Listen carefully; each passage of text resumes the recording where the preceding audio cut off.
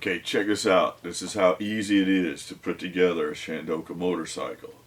Instead of putting everything onto the bike, you put the bike onto our adapter unit. So inside the unit, as you may recall, 136 pounds, pretty much everything here. And we're just going to attach the frame onto this.